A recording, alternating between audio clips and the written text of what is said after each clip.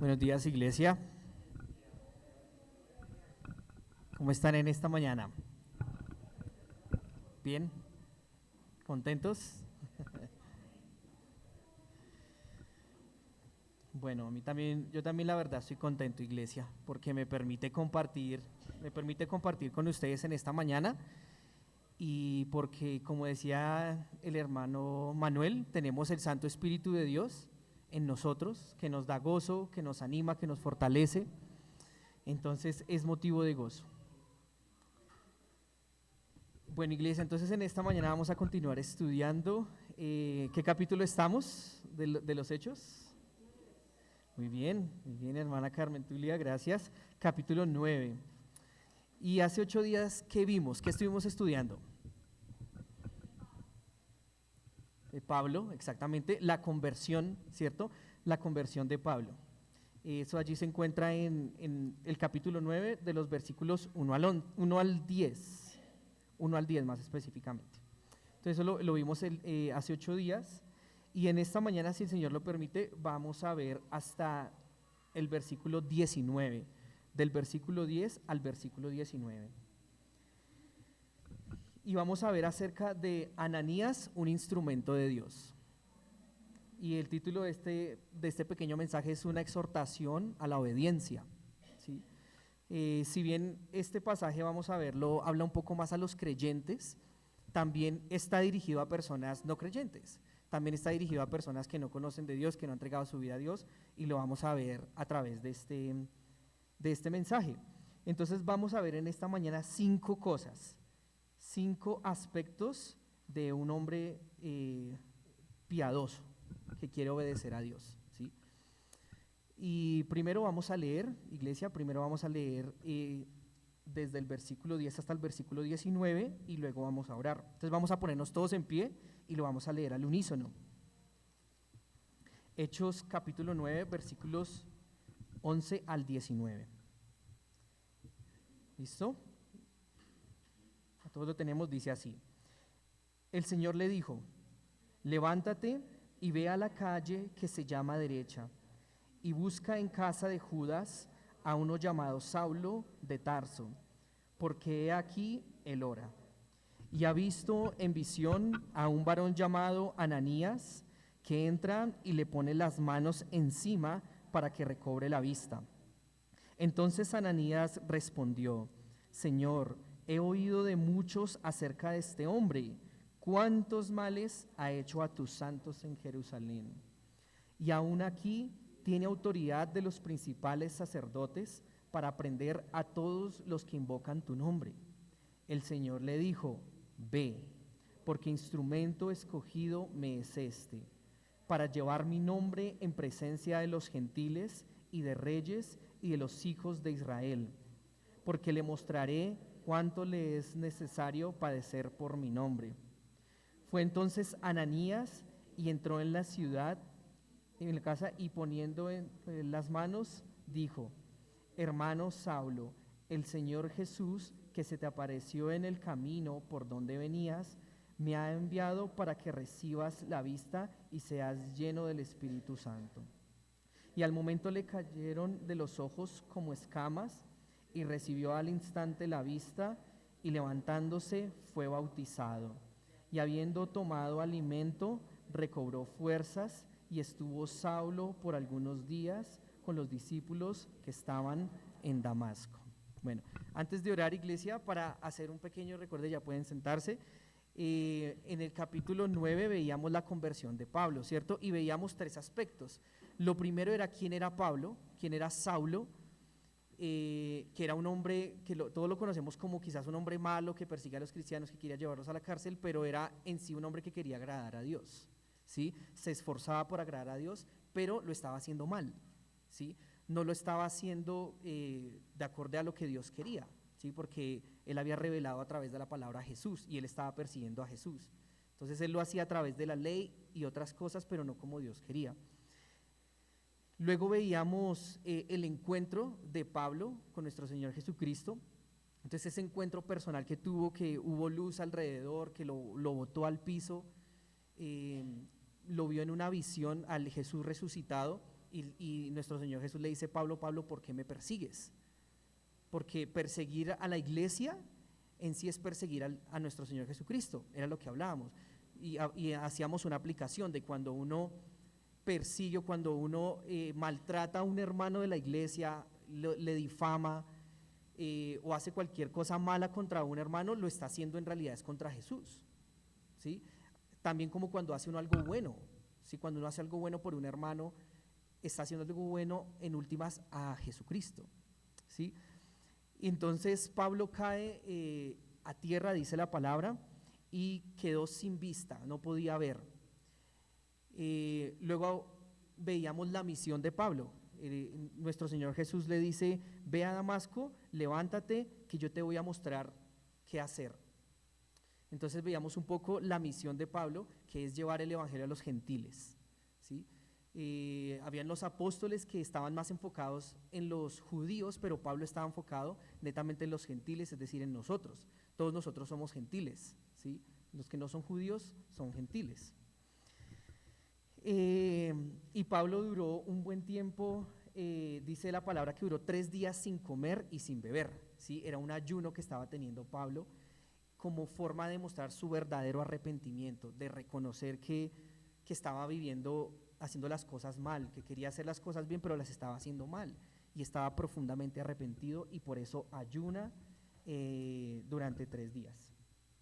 Y allí ya inicia entonces el versículo 10, pero vamos, antes de iniciar, a orar. Querido Dios, te damos muchas gracias, Señor, nuevamente por tu palabra, Señor, por tu Santo Espíritu, Dios, de verdad que es quien está haciendo en este momento una tarea de convencer de pecado, de justicia y de juicio, Señor, al mundo, Señor, y también en tus hijos, Señor, guiándolos a la verdad, Señor. Gracias, Señor, porque tu palabra es expuesta para tu gloria, Señor. Gracias por usarme, Señor, y te pido que me ayudes a ser claro, Señor, que me ayudes a hablar conciso, Señor, sabiamente. Pero también pido por los que están aquí en esta mañana, Señor, que sus corazones estén dispuestos, Padre, para recibir tu palabra, Señor, y la escuchen, la atiendan, Señor, la obedezcan, Padre. Todo te lo pedimos en el nombre de tu Hijo amado Jesucristo. Amén. Bueno, iglesia, entonces versículo 10. Entonces hablamos de que una exhortación a la obediencia y vemos a Ananías. Vamos a tomar como ejemplo a Ananías. Vamos a estar en este pasaje, vamos a ver Ananías y Pablo. Se van a estar como intercalando, Ananías y Pablo. Pero como hace 8 días nos enfocamos en Pablo, hoy nos vamos a enfocar en Ananías. Va a ser como el enfoque en esta mañana. Entonces, la primera, como les dije, vamos a ver 5 características de un hombre piadoso, de una mujer piadosa. Y la primera es,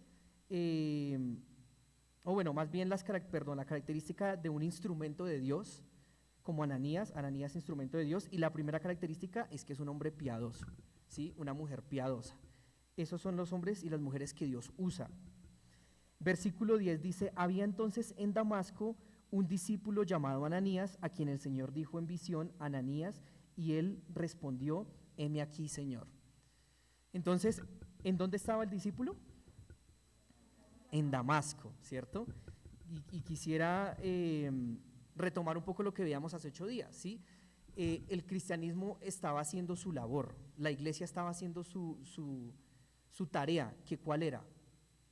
¿Cuál es la tarea de la iglesia? Evangelizar, discipular, enseñar, ¿cierto? Y expandirse.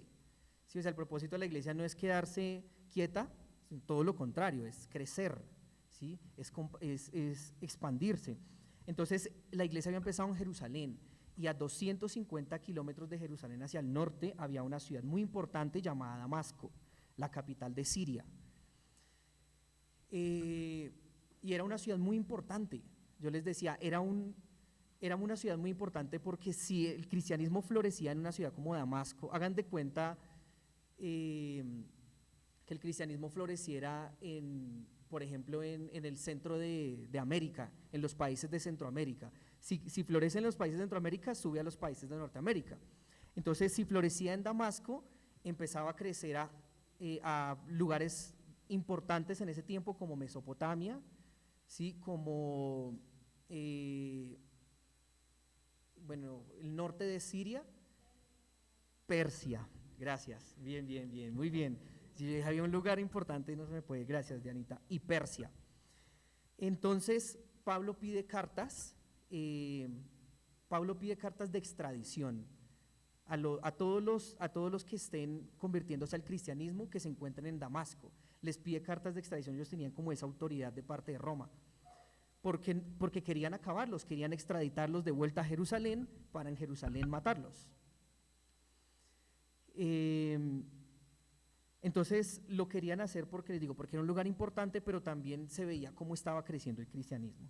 Y allí en Damasco había un cristiano llamado Ananías. Ananías quiere decir en el original, Dios muestra gracia, ¿sí? O Dios es un Dios de gracia, un bonito significado.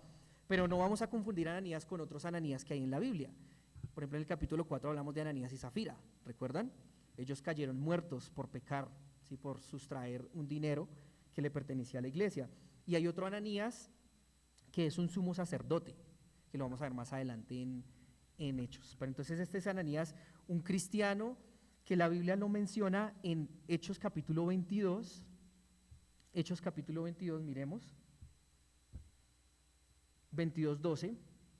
Hay una característica de Ananías. ¿Quiere mi hermano Manuel, si tiene el verso, lo puede leer? Hechos 22:12.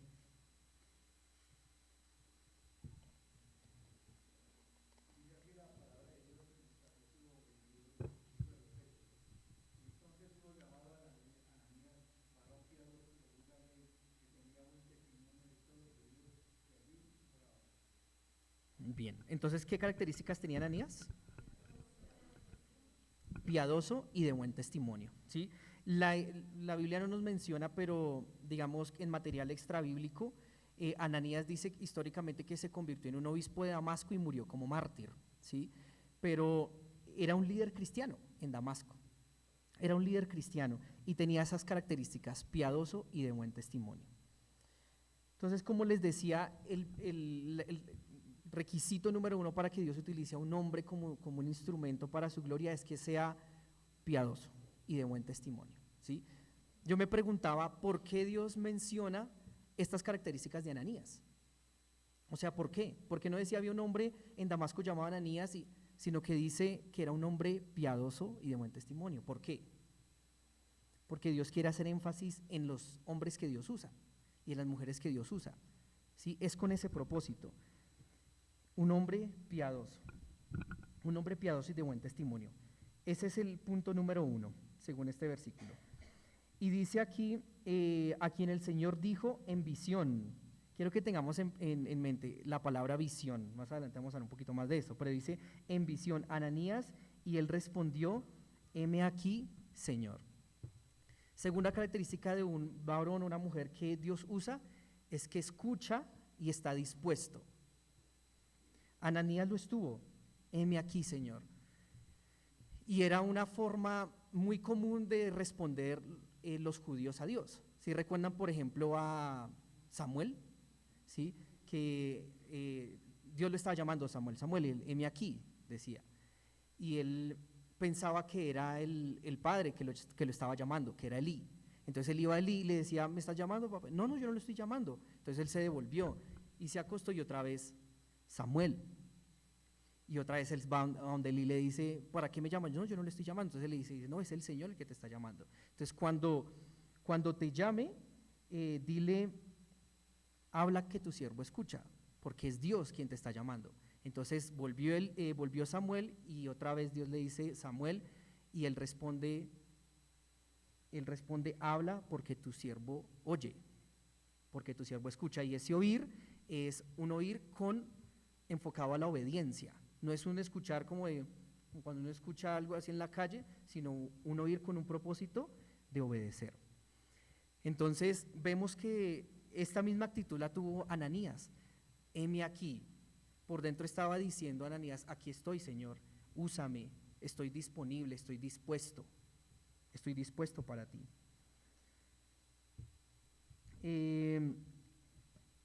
La palabra de Dios dice también, en lo poco me eres fiel, en lo mucho te pondré, ¿cierto? Y eso habla mucho de la disposición. A veces Dios nos pone a hacer cosas quizás muy pequeñas, ¿sí?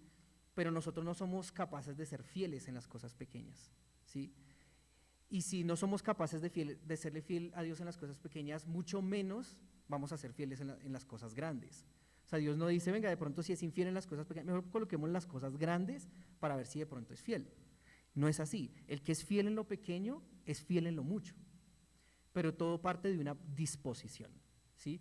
Si a mí me piden hacer algo para Dios, para la iglesia, algo pequeño, y yo lo hago con fidelidad, seguramente voy a ser un instrumento de Dios más adelante para cosas mucho más grandes, ¿sí? Para su gloria y para su honra, para Él.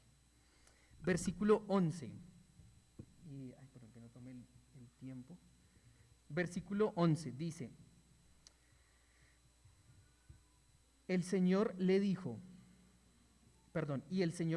levántate y ve a la calle que se llama Derecha y busca en casa de Judas a uno llamado Saulo de Tarso, porque he aquí él ora. Entonces el Señor le dice algo muy, o sea, Ananías lo llama, le dice, heme aquí, estoy dispuesto, y el Señor le dice, levántate y ve. Es lo que le dice, levántate y ve, ¿a dónde? A una calle que se llama Derecha. Hace 8 días quería traerles el mapita, hoy se los trae. Entonces, esto es Damasco, no se alcanza a ver, cómo agita la pila. Entonces, esto es Damasco, y si ven que hay una calle derecha, por eso se llama así, porque es derecha. Muy fácil, ¿no?, de entender. Se llama la calle derecha. Entonces, allí es donde Dios le dice a Ananías que vaya y dice, en la calle derecha hay la casa de un hombre que se llama, ¿cómo? Judas. Judas. Le dice a Ananías que vaya a este lugar y hay una casa de un hombre que se llama Judas, ¿cierto? Y busca un hombre llamado Saulo. Ahora, de este Judas está buscando un poquitico, pero no se sabe más de quién era este hombre. De dónde era este hombre, no se sabe mucho, seguramente era un judío, porque pues recibió a Pablo como judío, no se sabía si era un judío creyente o no creyente, pero bueno, el caso es que lo recibió en su casa. Recuerden que Pablo había quedado ciego, y dice la palabra que los amigos con los que iba lo llevaron de la mano, ¿sí?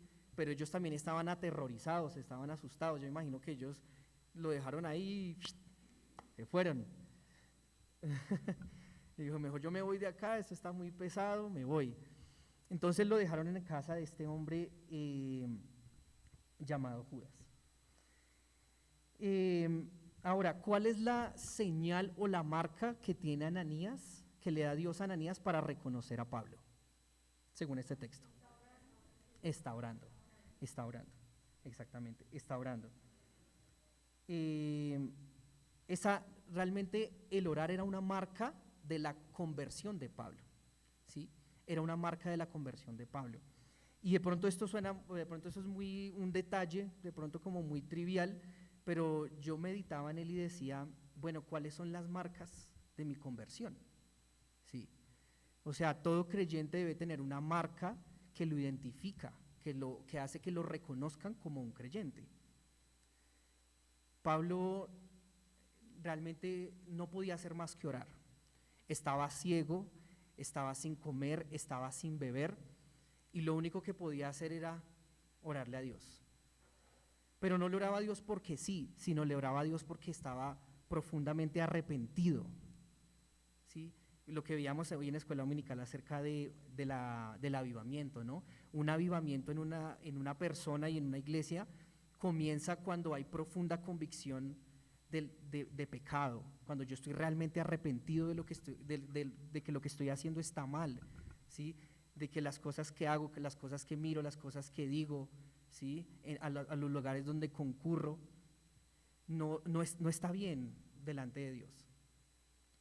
Y cuando hay esa profunda convicción, empieza el avivamiento en la persona, en el creyente. Entonces yo le pregunto a esta iglesia, ¿qué marcas de conversión tiene? ¿Sí? aquí a Pablo lo encontraron, dijo, llegó a la casa y lo encontraron orando. Si repentinamente alguien llegara a su casa, ¿cómo lo encontraría? Pensaba yo también, ¿sí? ¿Qué lo encontraría haciendo? ¿Sí? Tal vez trabajando, pero si no está trabajando, ¿qué lo encontraría haciendo? ¿Sí? O es más, no necesita que alguien de la visita llegue de sorpresa a su casa para ver qué está haciendo, sino su familia, su esposa, su esposo, sus hijos, ¿qué lo encuentran haciendo en su casa?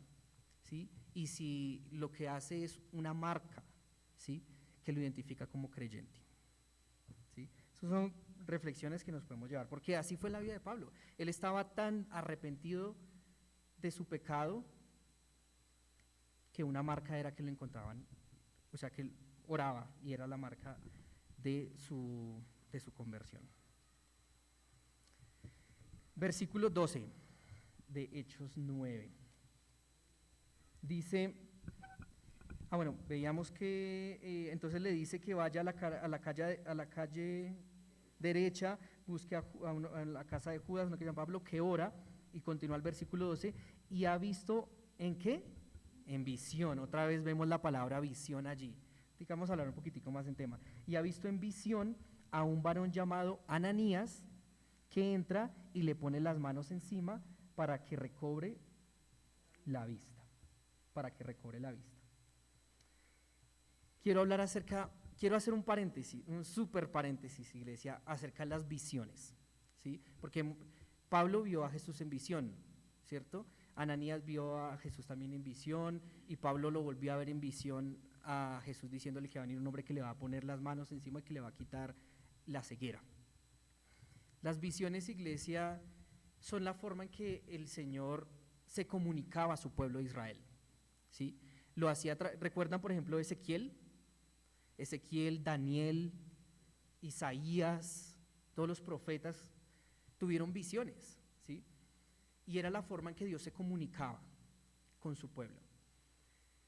Ahora, en el libro de los Hechos, que es un libro transitorio, pero que también habla a los gentiles, no solo al pueblo de Israel, vemos también visiones. Entonces podríamos malinterpretar tal vez y decir, bueno, mire, Dios le hablaba a la iglesia en visiones, entonces hoy en día nos puede hablar a nosotros en visiones o nos va a hablar en visiones. Y hay muchas doctrinas así. Pero entonces quiero, iglesia, explicarles que el libro de los Hechos, como lo hemos dicho varias veces, es un libro transitorio. Entonces vemos judíos y Dios tratando con los judíos a través de visiones, pero también vemos a los gentiles, ¿sí?, donde Dios no le da visiones a los gentiles. ¿Sí me hago entender? Entonces es transitorio, hay una mezcla de judíos y de gentiles, ¿sí? Entonces por eso se ven visiones, porque hay pueblo judío. Pero a medida que vamos avanzando en el Nuevo Testamento, nos damos cuenta que las visiones y todo eso casi que desaparecen. Casi son nulas prácticamente, ¿sí? Por eso, por ejemplo, cuando estudiamos una carta como la carta de Tito, que la estamos estudiando todos en el devocional como iglesia, vemos que ahí en ningún momento Pablo le dice a Tito, espera al Señor en visión, ¿sí?, o pídele a Dios en visión.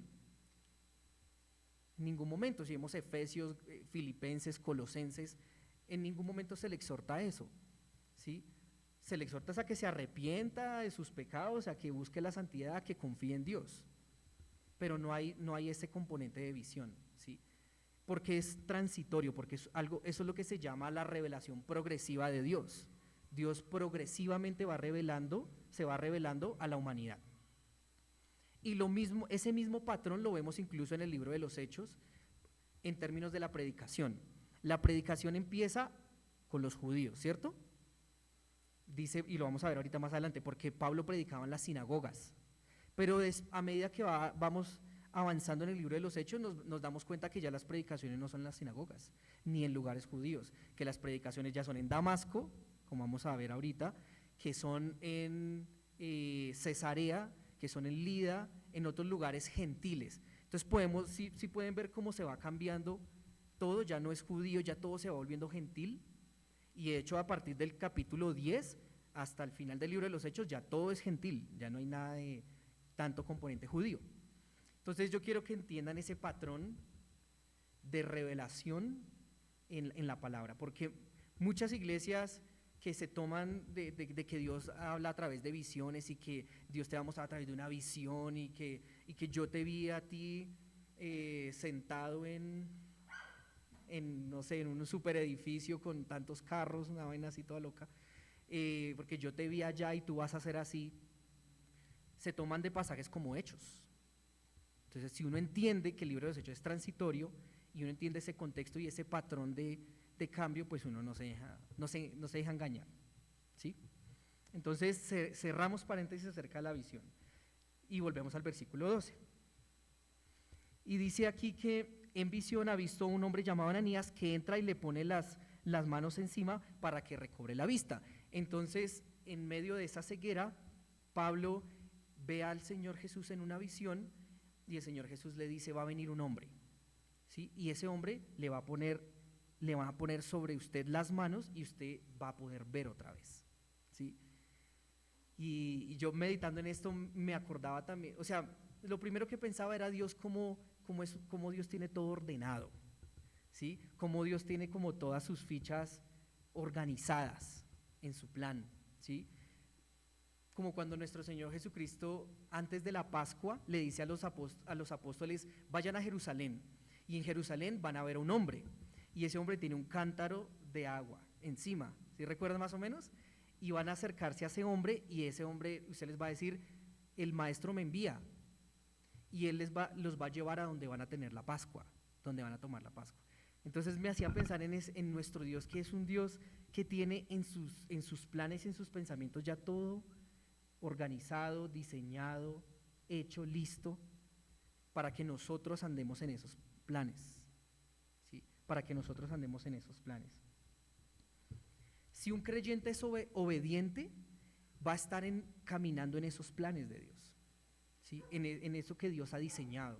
Dice la palabra en Efesios 2, 8, 9 y 10: porque por gracia sois salvos por medio de la fe, y esto de vosotros porque es don de Dios, no por obras para que nadie se gloríe, porque somos hechura suya, creados en Cristo Jesús, para toda buena obra, las cuales Dios preparó de antemano. A eso me refiero, para que anduviésemos en ellas, ¿sí? Dios preparó de antemano lo de Pablo. Y el creyente que obedece camina en esas obras, está en esas obras que Dios preparó de antemano.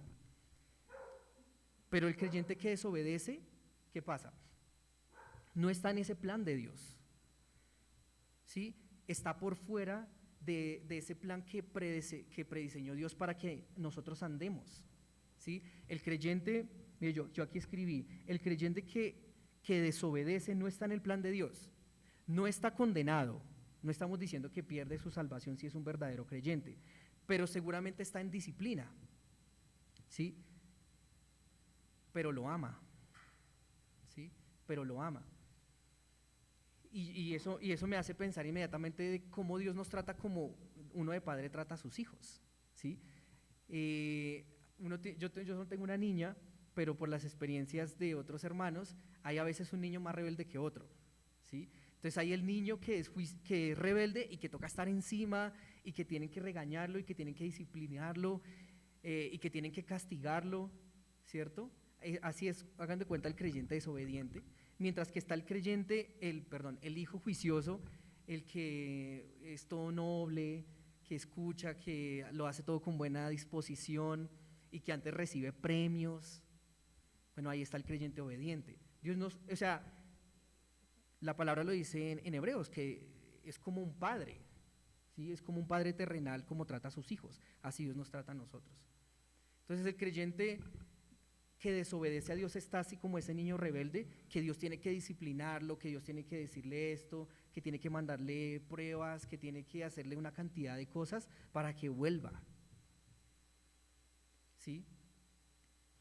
Para que vuelva. Y hay creyentes que les encanta la disciplina de Dios, ¿sí? O sea, yo me he dado cuenta que les encanta estar por fuera de ese plan que Dios ha desplegado, que Dios ha diseñado, que es bueno, y lo vamos a ver más adelante.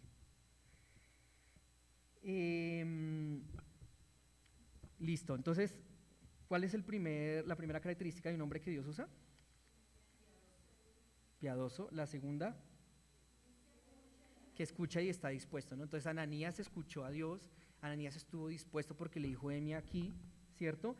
La tercera característica es una característica que de pronto no nos esperamos.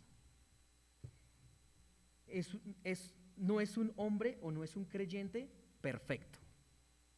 Porque a veces uno piensa que el creyente que obedece a Dios, que le sigue, que Dios es perfecto. Y no es perfecto.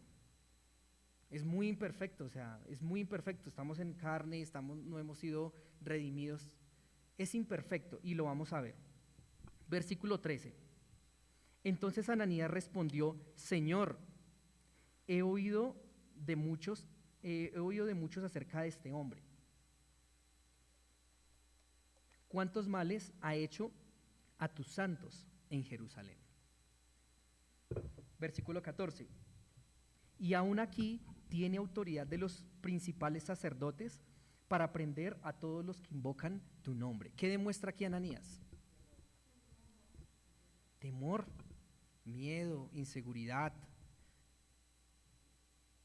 Y era un hombre de Dios, ¿sí? Cuando dice que era de buen testimonio y que era piadoso, era según la ley, dice la palabra, pero él llevó esa piedad y ese buen testimonio a los pies del Señor, ¿sí? Y por eso fue un líder. Pero tenía temor, tenía miedo, tenía inseguridades, como todos las podemos tener en nuestra vida. Cuando Dios de pronto nos llama a hacer algo como aquí lo hace, de pronto a veces uno puede actuar así como actuó Ananías, como actuó Ezequiel. Es una historia impactante, si han leído Ezequiel, que Dios le dice que debe acostarse sobre un lado, 360 días sobre un lado, como 90 días sobre el otro, porque era una forma de simbolizar al pueblo de Israel como Dios estaba airado con ellos. Y no vamos a entrar en mucho detalle, pero incluso le dice que Ezequiel debe cocinar en estiércol de humano. Y ahí Ezequiel se queja y dice, no, Dios, ¿cómo es posible si es que toda la vida no me he acercado a cosas, a cosas inmundas como el estiércol humano? Entonces él le dice, bueno, te concedo que cocines con estiércol de vaca. Pero igual son cosas aterradoras, son cosas que uno dice, ¿cómo es posible que Dios me mande a hacer ese tipo de cosas?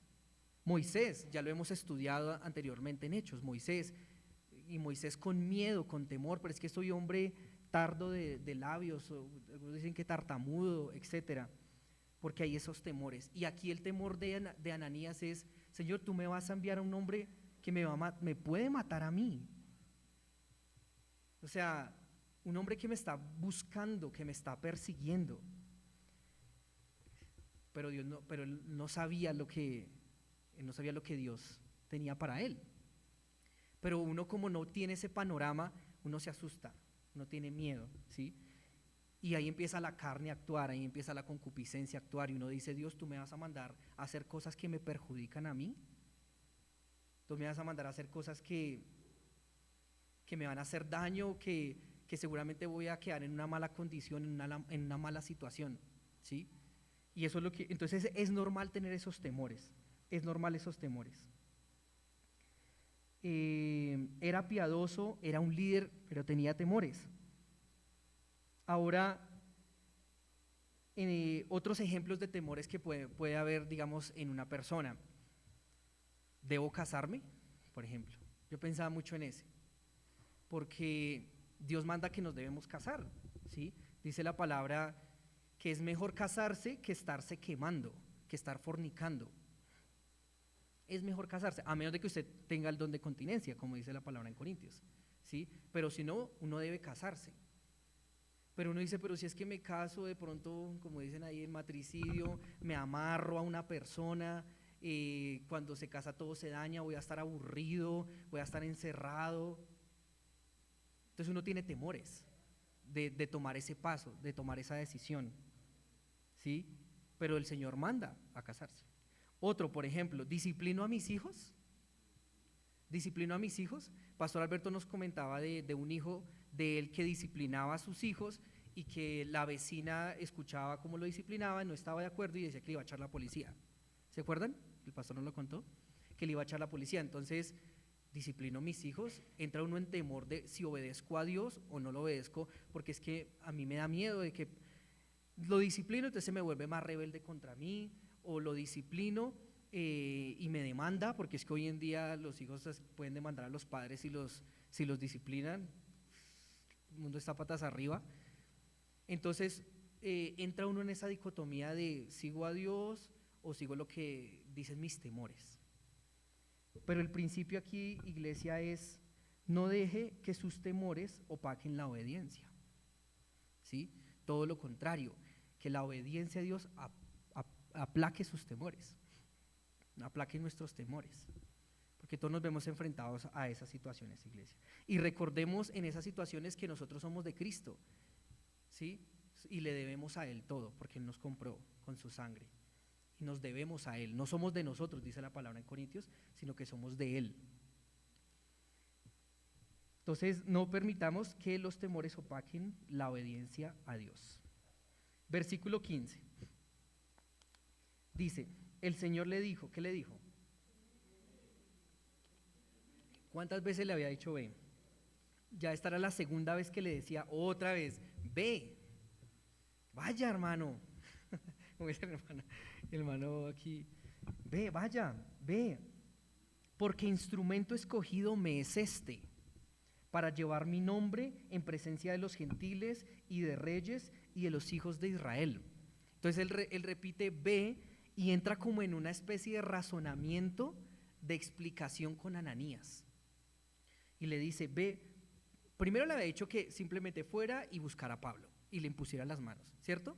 Pero él dice, no, lo que pasa es que, bueno, el temor. Y vuelve y le repite, ve. Vuelve y se lo dice. Y empieza a razonar con él y le empieza a explicar.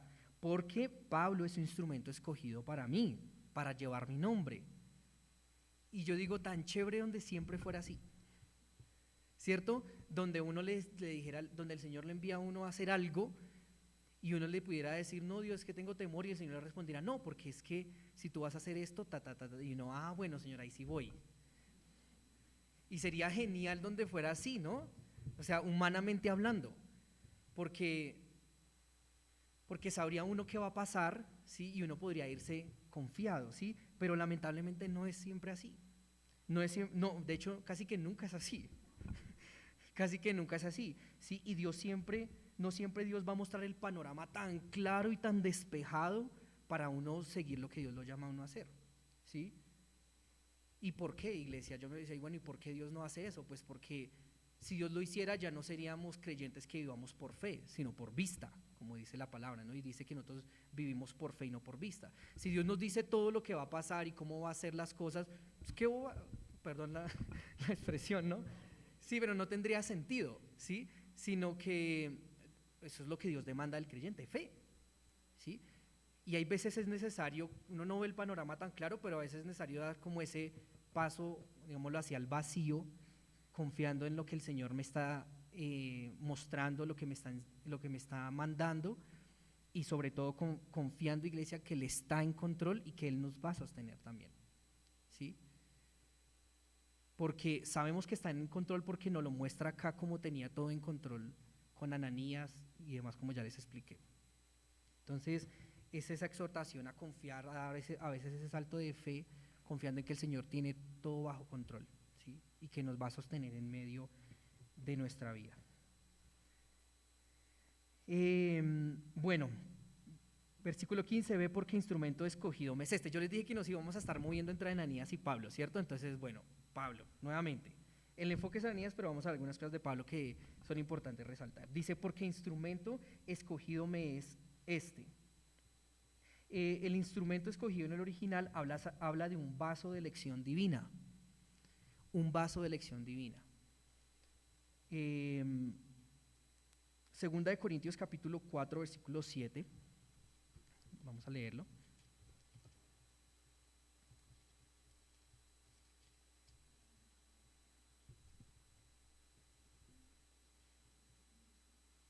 Segunda de Corintios 4, 7 nos habla de que somos, o sea, hace la misma referencia, un vaso de barro.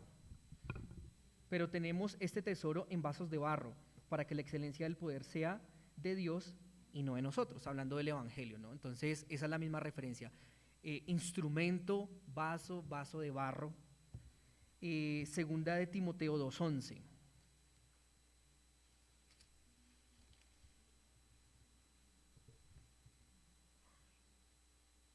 Perdón, 2:21.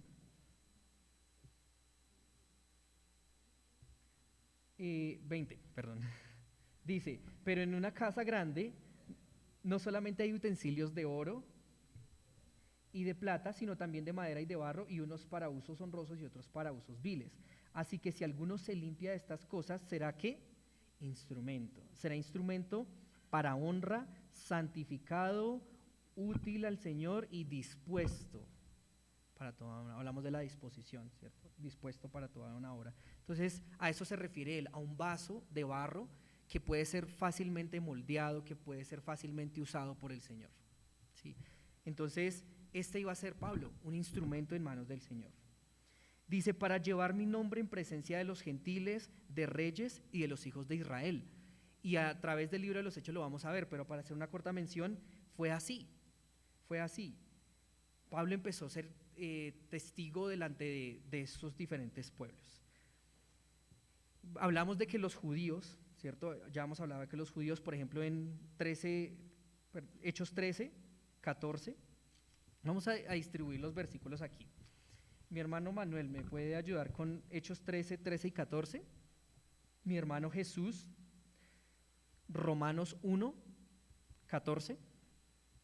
Jaime, Hechos 26, 1. Y John Anthony, Hechos 28, 19, ¿sí? Para encontrarlo rápido. Entonces, Pablo fue testigo en presencia de los judíos. Hechos 13, 14. 13, 14.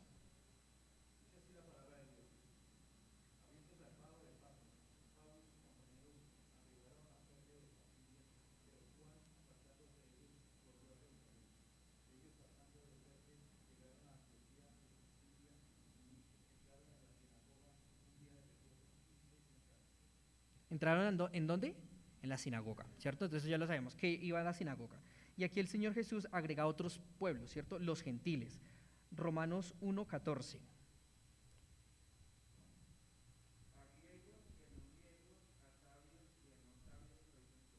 Entonces es deudor, ¿sí? Tiene una responsabilidad con griegos, no griegos, sabios, no sabios, hablando de los gentiles. Él también estuvo en presencia, como dice aquí la palabra, él estuvo en presencia de reyes, Hechos 26:1.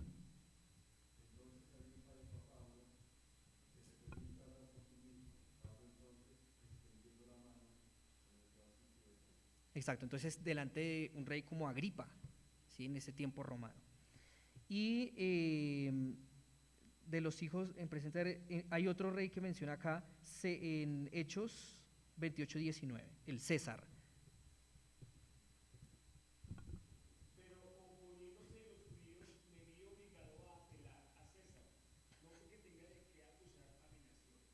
Entonces se vio obligado a apelar a César, ¿no? Entonces estuvo también delante de César. Entonces fue un varón de Dios que estuvo de verdad predicando en todos los estratos, por decirlo así, hoy en día, ¿no? A diferentes públicos, ¿sí? Por eso dice, instrumento me es escogido. Este versículo 16. Porque yo le mostraré cuánto le es necesario padecer por mi nombre. Ahí uno dice como, uy, ¿cómo así?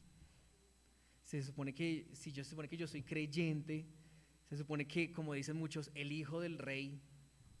¿Se han escuchado eso? Es que somos los hijos del rey. Entonces tenemos derecho a todo. Somos hijos del dueño del oro y de la plata.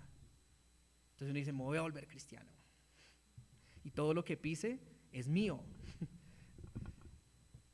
Y cuando uno entra a ver realmente la Biblia, Dios nos llama para padecer por Él. Entonces como que boom, se bajan todas las cosas. Y le dice, ¿cuánto le es necesario padecer por mi nombre? Y el padecimiento es una marca pero no padecimiento por mi pecado, eso lo hemos hablado varias veces, ¿no? No es que, ay, no, yo adulteré y estoy sufriendo ahora en mi matrimonio, entonces estoy padeciendo por el Señor, pobrecito yo, no, o sea, está padeciendo es por su pecado. Padecer por Cristo es padecer por seguirlo, es por servirle, ¿sí? Es por predicarlo, es soportar burlas, ¿sí? Es soportar la vergüenza de que otras personas le digan que usted es cristiano o que usted vaya a hablar de Cristo y se burlen de usted, o dejar de al lado muchas cosas por venir a la iglesia, por servirle a Dios. Eso es padecer por Cristo, no es muy diferente a padecer por el pecado que uno tiene en su vida. Entonces, segunda de Corintios, no vamos a hablar acerca del padecimiento, es un tema muy bonito, muy interesante, pero no es el enfoque hoy, ¿sí? Entonces, como para hacer una mención, 2 Corintios 11, un versículo muy conocido, 2 Corintios 11, 23 al 28, vamos a ver, tal vez algunos no la hayan leído, los padecimientos por los que pasó Pablo. 23 dice, 2 Corintios 11, 23 y 28, 23 al 28, son ministros de Cristo, como si estuviera loco hablo, yo más, dice, en trabajos más abundante, en azotes sin número, en cárceles más, en peligros de muerte muchas veces, de los judíos 5 veces he recibido 40 azotes menos uno, 3 veces he sido azotado con varas, una vez apedreado, 3 veces he padecido naufragio, una noche y un día he estado como náufrago en alta mar, en caminos muchas veces, en peligros de ríos, en peligros de ladrones, en peligros de los de mi nación, en peligros de los gentiles, en peligros de la ciudad, en peligros en el desierto, peligros en el mar, peligros entre falsos hermanos, en trabajo y en fatiga, en muchos desvelos, en hambre y sed, en muchos ayunos, en frío, en desnudez, y además de otras cosas, lo que sobre mí se agolpa cada día, la preocupación por todas las iglesias.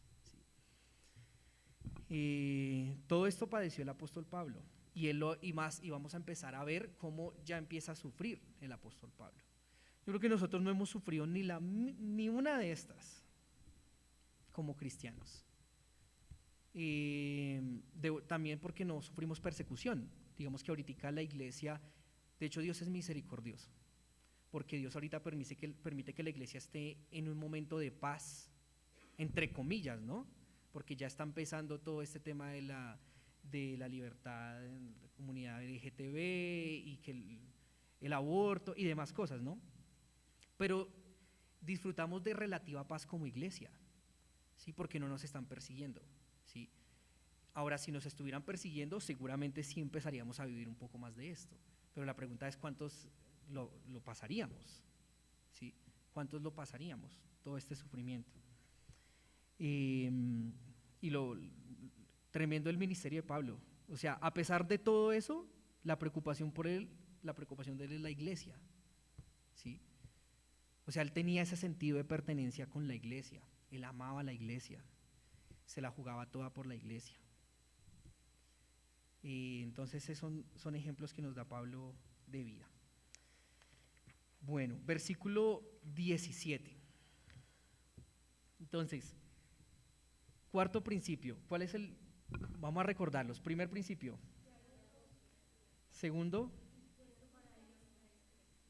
Tercero, no es un creyente perfecto. Y cuarto, escoge la obediencia sobre el temor. El cuarto, escoge la obediencia sobre el temor. Versículo 17. Fue entonces Ananías y entró en la casa, y poniendo sobre él las manos, dijo, hermano, hermano Saulo, hermano Saulo, perdón, el Señor Jesús, que se te apareció en el camino por donde venías, me ha enviado para que recibas la vista y seas lleno del Espíritu Santo. Sigamos hablando un poquitico de Pablo. Aquí le dice hermano, es interesante, ¿no? Hermano, ahora étnicamente hablando y culturalmente hablando, ellos se llamaban entre judíos hermanos, ¿sí? Pero pues también podemos ver un poco ese destello de la hermandad como cristianos, ¿sí? Le llama hermano porque pues es hijo de Dios también como lo es Ananías, entonces empieza a destellar un poco esa hermandad que hay como entre nosotros creyentes, ¿sí? Por eso nos llamamos hermanos, ¿no? Hijos de un mismo Dios. Y le dice un detalle interesante: el Señor Jesús que se te apareció. Ahora, este detalle, cualquier persona dice, bueno, sí que se le apareció, pero es importante tener en mente, tener claro que Jesús se apareció. ¿Por qué? No fue un sueño. No fue un sueño que tuvo Pablo, sino que literal el Cristo resucitado en su gloria se le apareció. Y esto es importante para Pablo porque es uno de sus argumentos principales para decir que es un apóstol. Un apóstol, pues hoy en día esa palabra es supremamente tergiversada, un apóstol, un verdadero apóstol vio a Jesús. Por eso decir que hoy en día hay apóstoles es falso, porque uno de los requisitos dentro de varios era ver al Señor Jesús. Entonces, por eso es importante aquí tener en mente, tener presente esta palabra, se te apareció, porque él lo vio, ¿sí? En 1 Corintios 9:1, Pablo, miremoslo, 1 Corintios 9:1, Pablo está defendiendo su apostolado, porque cuando ya empieza su ministerio en lugares gentiles, la gente empieza a decirle, usted no es apóstol porque mire cómo habla, mire cómo Pablo no era la persona con la mejor oratoria del mundo, ni era la mejor persona presentada, ¿sí? Como los apóstoles hoy en día. Entonces Pablo empieza a defender su apostolado. En el versículo 1 dice, no soy apóstol, no soy libre, no he visto a Jesús el Señor nuestro. Entonces sí ve que él utiliza eso como argumento de su verdadero apostolado. Entonces por eso es importante este detalle acá. A Pablo Jesucristo se le apareció y él lo pudo ver. Y el Señor Jesús que se te apareció en el camino por donde venías. Ahora, sí, un poquitico en desorden. Al principio del versículo le dice, fue entonces Ananías y entró en la casa y poniendo sobre él las manos, le hizo imposición de las manos, ¿sí? Le hizo imposición de las manos. Imposición de las manos es un símbolo de afirmar, de apoyar, identificarse con alguien y su ministerio. La imposición de manos, como ya le hemos enseñado varias veces, no es algo místico. Si cuando alguien le impone a un hermano, a otro hermano le impone las manos, no quiere decir que está recibiendo una porción mayor del Espíritu Santo, una vaina así loca, sino simplemente se está identificando con la persona y está apoyándolo. ¿Sí? Le está diciendo, yo lo voy a apoyar a usted en este ministerio, a usted como persona. Y al imponerle las manos a Ananías, a Pablo no lo está designando como apóstol. Eso es otro detalle importante, porque también lo utiliza Pablo en su defensa como apóstol. Ananías aquí no está, ¿cómo es la palabra correcta? Como nombrándolo, digámoslo así, como apóstol. Simplemente lo que les digo, se está identificando con él, le está diciendo lo apoyo en su ministerio, etcétera. Porque para Pablo el apostolado no era algo de hombres, no era algo enseñado por hombres. Él no fue hecho apóstol a los pies de Ananías, ¿sí? Él fue hecho apóstol a los pies de nuestro Señor Jesucristo, ¿sí? Ese es otro argumento para saber que Pablo sí era un verdadero apóstol. Gálatas 1, miremos Gálatas 1.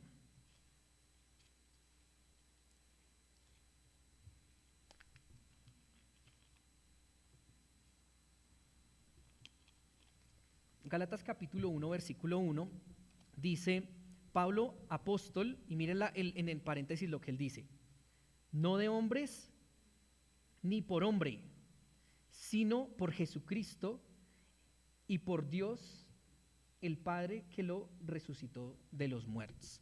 ¿Sí ven que él hace el énfasis? No de hombres. Entonces, por eso la imposición de las manos no significa que él haya sido designado como apóstol. Más adelante en el versículo 11 dice, ahí mismo de Gálatas 1, dice, mas os hago saber, hermanos, que el evangelio anunciado por mí no es según hombre, pues yo ni lo recibí ni lo aprendí de hombre alguno, ni de Ananías, ¿sí? Sino por revelación de Jesucristo. Y más adelante lo vamos a ver. Pablo va a Arabia, dura alrededor de 3 años, tiene una revelación del Señor y lo vamos a ver más detalle. Vamos a ver un poquito de eso el próximo domingo, si Dios lo permite. Entonces quería hacer un poquitico ese énfasis, iglesia, en Pablo, acerca de su apostolado. Quinto principio, volviendo otra vez a nuestro sermón principal. Quinto principio. El creyente experimenta el gozo del Señor al obedecerle. El creyente experimenta el gozo del Señor al obedecerle. Versículo 18 y 19 dice: y al momento le cayeron de los ojos como escamas, y recibió al instante la vista, y levantándose fue bautizado. Y habiendo tomado alimento, recobró fuerzas, y estuvo Saulo por algunos días con los discípulos que estaban en Damasco. Ya Ananías está disfrutando el gozo, la bendición, la bienaventuranza, como lo queramos llamar, la felicidad de haberle obedecido a Dios. Le obedeció a Dios, todo salió como el Señor lo había planeado, y Pablo, y efectivamente llegó, encontró a Pablo, le impuso las manos, y al momento dice aquí la palabra que le cayeron de los ojos como escamas a Pablo, y al instante recobró la vista, tal como el Señor lo había dicho anteriormente. Y ya podemos imaginarnos a un Ananías feliz, a un Ananías contento, a un Ananías diciendo: sí, le obedecí al Señor, fui capaz, y el Señor cumplió su palabra. Experimenta el gozo de haber obedecido al Señor y experimenta el gozo de ver la palabra de Dios cumpliéndose, que es algo hermoso. ¿Usted ha visto alguna vez la palabra de Dios cumpliéndose en su vida? Todos en algún momento. ¿Y cómo nos sentimos? Gozosos. Y uno piensa: uy, Señor, gracias porque te pude obedecer, vi que fuiste fiel. Y uno mira hacia atrás y uno dice: hubiera hecho mejor esto. O sea, uno dice: si hubiera sabido que esto iba a suceder, me hubiera esforzado más, ¿sí me hago entender? Porque ahí es donde uno recapacita en esos momentos. Pero si es el creyente desobediente, qué gozo de la bendición de Dios va a disfrutar. Sigue en disciplina hasta que vuelva, porque el Señor lo ama y quiere que usted vuelva, si está en disciplina. Entonces dice aquí la palabra, Pablo recobró fuerzas, ¿cierto? Después de haber comido. ¿Cuántos días había durado sin comer? 3 días, sin comer ni beber, ¿sí? Y tan pronto recobra sus fuerzas, que son las fuerzas que da el alimento. Me ponía a pensar, y a veces uno de verdad le da gracias a Dios por los alimentos, y a veces se vuelve algo muy trivial, pero en realidad los alimentos son los que nos dan la fuerza. ¿Cómo se siente usted cuando no come? ¿Cómo nos sentimos? ¿Sí? En cambio, Dios nos provee el alimento, gracias a Dios por eso, porque nos da la fuerza para nosotros seguir en la tierra, seguir viviendo hasta que el Señor lo permita, hasta que Él venga. Pero mire lo que hizo Pablo. Tan pronto dice la palabra que recibió la vista, se alimentó, recobró fuerzas y se quedó por algunos días con los discípulos que estaban en Damasco. Entonces, el propósito también de otra vez tener fuerza en su cuerpo era estar con los discípulos, ¿sí? Y empezar su ministerio. ¿Sí? Entonces a veces nosotros pensamos: si Dios nos da alimentos, si Dios nos da vida aquí en la tierra, ¿es con qué propósito? Que podamos estar con los discípulos del Señor, ¿sí? Aquí en la iglesia, y que podamos también ser obedientes y expandir su palabra. Entonces Ananías se fue contento de haber oído a Dios, de haberlo obedecido, de haber vencido sus temores con la obediencia, de haber experimentado el gozo de servir a su Señor y de ver el cumplimiento de su palabra. Esos son los 5 principios, iglesia, que quería compartirles en esta mañana acerca del creyente, hablábamos del instrumento de Dios, y Ananías siendo un ejemplo.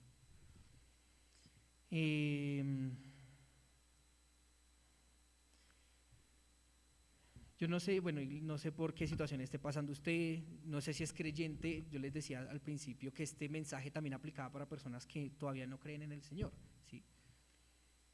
Que el Señor hace un llamado, y el Señor le hace un llamado a todos, y es que se arrepientan, ¿sí? ¿Qué es arrepentirse? Es cambiar de dirección, ¿sí?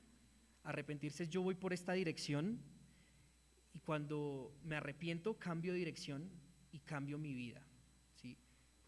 Cambio mi forma de pensar, cambio mi forma de ver, cambio lo que hago, y en la medida en que yo me arrepiente y me entregue a Dios, Dios tiene un plan diseñado para ese creyente. Lo veíamos en Ananías. buenas obras, para que caminemos en esas buenas obras. Y en la medida en que caminemos en esas buenas obras, vamos a disfrutar de Dios, vamos a disfrutar de sus bendiciones y vamos a disfrutar la vida en realidad también. Sí, en realidad vamos a disfrutar la vida porque dicen por ahí, la vida es dura y sin Dios, peor, imposible.